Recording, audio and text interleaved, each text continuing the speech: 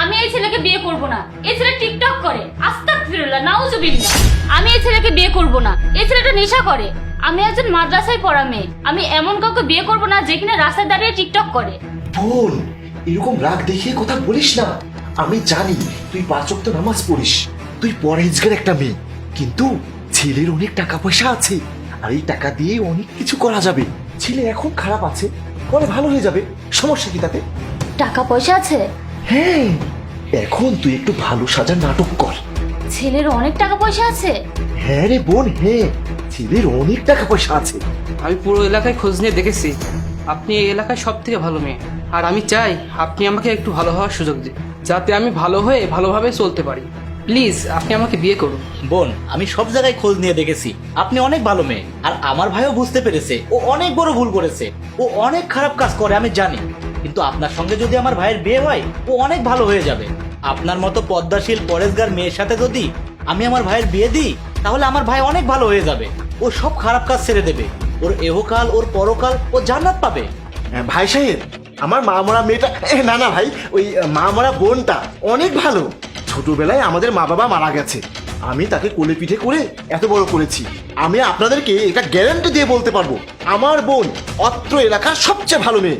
আপনার ভাইয়ের সাথে যদি আমার বোনের বিয়ে হয় তাহলে আপনার ভাই অনেক সুখী হবে। আসলে প্রতিটা ছেলেকে ভালো করতেই একটা না একটা মেয়ের অবদান থাকে। আমিও চাই তোমাকে বিয়ে করে তোমার ভুল ত্রুটি ঠিক করে তোমাকে ভালো করে তুলতে। আলহামদুলিল্লাহ ভাই সাহেব, আমার বোন তো বিয়েতে রাজি হয়ে গেছে। আমার এই ফুলের মতো পবিত্র বোনটাকে আপনাদের পছন্দ হয়েছে তো? হ্যাঁ হ্যাঁ, আলহামদুলিল্লাহ, আপনার বোনকে আমাদের অনেক পছন্দ। আমরা তো সব আগে থেকে জেনে শুনেই এসেছি, আর আমার ভাইয়েরও আপনার বোনকে অনেক পছন্দ হয়েছে, সেটা আমি আগেই বুঝতে পেরেছি। ঠিক আছে ভাই সাহেব, আমাদের আর কোনো সমস্যা নেই। কিন্তু একটা কথা বলছিলাম কি, আমার বোনের সাথে আপনার ভাইয়ের বিয়ে দিতে হলে কি আপনাদের কোনো দাবি দাওয়া আছে? আরে কি বলেন ভাইয়া, আমার কোনো দাবি দাবা নেই, আমি আপনার বোনকে বিয়ে করতে পারলেই খুশি। চুপ, তুই কি আমার চেয়ে বেশি বুঝিস? শোনেন ভাই, সামনে তো কুরবানির ঈদ, তাই আপনি একটা বড় দেখে গরু কিনে দেবেন, আমরা যাতে গর্ব করে বলতে পারি এই গরু আমার ভাইয়ের শ্বশুর বাড়ি থেকে দিয়েছে। নাউজুবিল্লাহ, নাউজুবিল্লাহ, আপনি এসব কি বলছেন? আপনি আমাদের কাছে কুরবানির গরু যৌতুক দাবি করছেন? আপনার চিন্তা ভাবনা এত জঘন্য।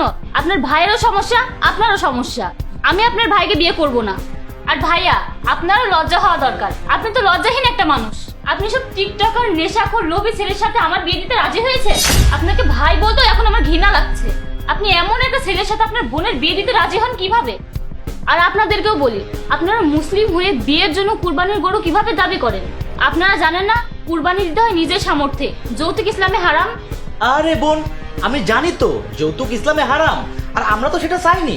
আমরা একটা গরু উপহার চেয়েছি, আপনার ভাই খুশি হয়ে তার বোন জামাইকে একটা গরু উপহার দেবে, এটা খারাপ কিছু না। আমরা গরু নিয়ে আল্লাহর নামে কুরবানি করব। ভাই সাহেব, আপনি হয়তো ভুলে যাচ্ছেন, উপহার নিয়ে সেটা কুরবানি হয় না। কুরবানি করতে হয় নিজের থেকে, নিজের অর্থে।